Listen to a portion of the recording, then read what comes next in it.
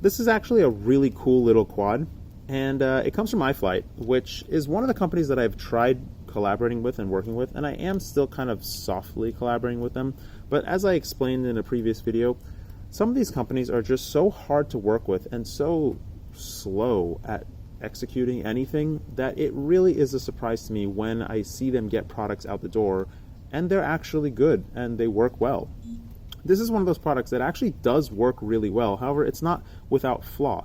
I have kind of had to somewhat slowly dissolve my collaboration with iFlight just because it's so slow to get things done. And I do know that they have a ton of products coming out on a regular basis now, and I don't know where that comes from. I must be talking to the wrong people. There must be another development team or some other people working on this stuff, because their products are getting better and better. In the past, they haven't been so good, and the company hasn't been such a positive company in the industry either in the past. But now they seem to be doing relatively good work. However, there are many people that still don't like iFlight and the people involved with iFlight. But I'm just here to tell you about the product itself. So this is a frame and setup and everything that they've been working on for a while now. It's been 6 or 7 months since they started working on this, and it does perform really nicely. Again, it's not without flaw, but let's first talk about the stack. So the stack in here is their newest variation of the 16x16 stack that iFlight made. It is a really surprisingly good performer for the tiny stack that it is. The ESC board is supposed to be 4S and 12 or 16 amps, which is crazy for such a tiny board. It does have motor connectors, and that is one of the updates that they made. However, the motor connectors, the pins are solid, and it's actually a good connector. So as far as my testing goes, it hasn't actually reduced the flight performance of any sort at all. It does function effectively, and that being said, I think it's a great option because I like connectors in these little things because it makes it really easy to build and replace parts if you need to. So that's really nice of them. The flight controller itself is an F4 flight controller, so it performs like an F4 flight controller. The VTX on top is 200 milliwatt VTX, and that performs, again, as you would expect, really well. But the one fatal flaw of this stack is this right here, that little square black box between the two boards.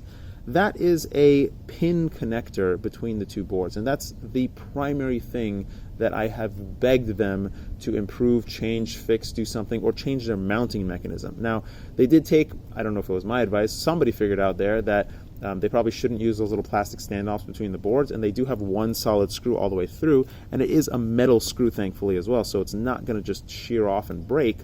However, they're still using little rubber grommets between the boards, and what that means is that the boards twist and flex, and that's kind of necessary for the soft mounting of the flight controller, but it puts a lot of stress on these pins when you do crash and the whole thing twists and bends. And these pins are really, really tiny, so they can break relatively easily. Of the 7 or 8 16x16 stacks that I've had that had these little interconnect pins, more than half of them I've broken the pins between them in a crash. So I don't know if it's going to happen on this particular quad because the mounting has actually changed. It does have solid screws all the way through, but it is a precaution that I have to point out because it is an annoying precaution.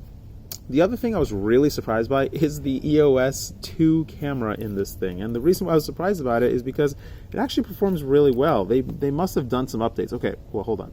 Let me back up for a second. It performs better than expected. It doesn't perform well. Let's just first talk about the good parts. So the view from this camera, the lens, the field of view of the lens is surprisingly okay. That's something that seems to have been updated. I actually think it's totally fine now. The picture is really, really nice. The sharpness is great. The resolution looks good. The HDR isn't super exaggerated and blown out. The light-dark transition is good. It's a really nice picture. However, this is a Caddx camera, and unfortunately, Caddx is becoming a verb because this camera has a Caddx problem, which is it flickers, it has weird lighting things that change inside, not to do with the actual picture, but just the signal coming out of the camera itself. And I have had a couple of other EOS cameras that have done the same thing. It's just really freaking annoying because it is a beautiful picture, but it's just the camera doesn't seem to function as optimally as I would have liked. Now, in this particular case, I'm not expecting the world here, and it does function perfectly fine for this quad. However, again, it's something that I just want to point out that don't be surprised if you get this thing and you get a little bit of flickering in the FPV feed. If you haven't noticed, I'm extremely critical of the things that I review, and you should take everything I say with a grain of salt, because I am really super critical, and the things that I point out you may not even notice. So I'm just going to point them out as I go along. The canopy on this thing is TPU. It's a really, really nice print. They've done a great job with their printers. iFlight does printing really well. The receiver is tucked away underneath the canopy in there. It's got a nice little strap, a nice little seat for the receiver, which is really super nice. And it's got a nice little place for the antenna to jut out. All the antenna placement on this thing has really been well thought out. I really, really like it a lot. These little things on there are really cool. The frame itself is 3 millimeters. This frame is 3 millimeters on this thing, and thankfully it does need that 3 millimeters, because those are really skinny toothpicky arms. So they look frail, but they're not actually that frail. And this is where I'll get to the weight of the quad. So this quad is 61 grams as you see it here, and that's actually a pretty hefty weight for this class, because it's running 65 millimeter props, the 2.5 inch props. Now you can put the Rush Avan on it, some other prop, it doesn't matter. It's still running 2.5 inch props, and in my personal experience, in my personal opinion, I think around 75-ish, 80 grams all up weight for these little skinny props is what I would say is where the threshold is between getting optimal performance and getting less than optimal performance. And this quad is unfortunately kind of in the wonky territory, and it gets a little bit, not worse, but a little bit weirder as well. So the motors that it comes with are 1104 4200 kV motors. Now that's a 4S kV, if not 5S kV, for these tiny little props. And the appropriate size battery for this thing would be a 300 milliamp 4S battery. Those little skinny batteries that are tiny batteries that come with the Sailfly and a bunch of other whoops in 3S. The 4S version of that would be the most appropriate battery for this thing. Unfortunately, a 4S battery in that size does not exist, and if you load this thing up with a 450 milliamp 4S, that is just way too much weight for these tiny little props, and it's just not going to perform well. You've been watching me fly, and I'm flying this thing on a 3S 300 milliamp battery because I don't have a 4S, and I wasn't willing to make a 4S specifically just to fly this thing. And so the performance suffers a little bit on 3S. I really wish that they would have just extended the arms just a couple more millimeters to be able to fit 3-inch props. Even on this 1104 motor, which I would say is the absolute bare minimum I would run a 3-inch twin blade on, I think the performance would be drastically better. So it's really unfortunate that that's a missed opportunity, but the quad still does perform really well, and it is really cute and it's really cool. It's a great setup. It works, looks nice. It's just a monobody frame, which I'm not a huge fan of, and the high weight means that it has the chance of breaking itself.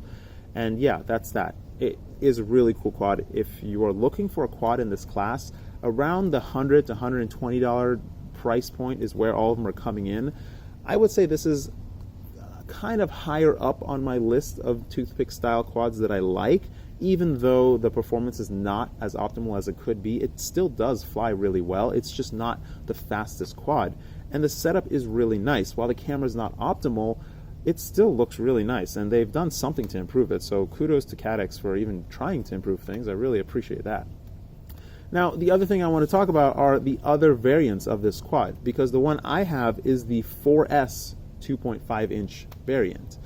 They also have a 3S 2.5 inch variant with 1103 10,000 kV motors, and I don't know if any of these companies pay attention, but 10,000 kV is too much kV for a 2S battery of appropriate size. It also puts an excessive amount of stress on the ESC, which will cause the performance of the ESC to suffer. While it says it'll do 12 amps continuous, that's not always what it'll actually do. Some ESCs say they do 60 amps and 8S, but when you put a 4S battery on it and just try to draw 20 amps from it, it doesn't actually dish out the power. So ESC ratings taken with a grain of salt as well. They may not actually do what they say they're doing. This particular ESC board does tend to function okay on 3S with these little 1104 motors. I have used them on 1404 motors and 3-inch, and the ESC does still perform remarkably well, but I would say that that's probably the limit of the board. Now, the 2S variant of this with 1103 motors, 10,000 kV is too high, and it also has the same high weight. The 1103 motors only weigh like a half gram less, so you're really only saving 2 grams, so the thing's really going to still weigh 58, 57 grams. With a battery on there, which is an extra 30 grams, that's just too much weight for this class, in my opinion. The performance will probably suffer. I would prefer to have this one with the 4S capability and hope that maybe there's a 4S 300 milliamp battery in the future that is available for me to use. I don't even like those little 300 milliamp batteries because they're very fickle. I've had a lot of my 3S 300 milliamp batteries, just one of the cells just die 100%, goes to 0, and it's only been used once or twice. So I really don't like the tiny little cells, but hey, if it's in 4S, it might hold up a little bit better with the voltage stability. Now, the other version that they have of this thing is the 3-inch 4200 kV 1104 motor version, which honestly, in my opinion, is the only one they should have made, because the other ones don't really make total sense.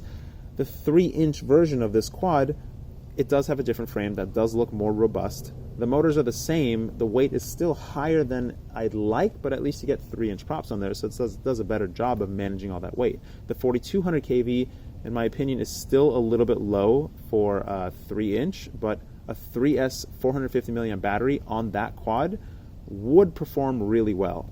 I'm just extrapolating here based on the performance of this quad and all of my experience. I've been doing a ton of experience in this weight class, in this toothpick category, and so those are my findings. So if I was to choose one of these quads to buy of the trio, I would go with the 3-inch quote-unquote 4S version and run a 3S 450 milliamp battery on it, and that's going to get you a really well-performing quad. The only other limitations or restrictions or downsides to that quad is going to be the pin connector between the ESC board and the flight controller board, as well as the potential wonkiness that you may get from the FPV camera, which is something that is just unfortunate. I really wish Caddx would improve their quality control or something, because they make really good things. They just don't perform at all the way they're supposed to, unfortunately. There's always something wonky about them. That's it for this one. Take care, floss your teeth. I have a lot of videos coming up, and I've been working really hard on launching a legitimate store, and I have a lot of new products coming, so please stay tuned.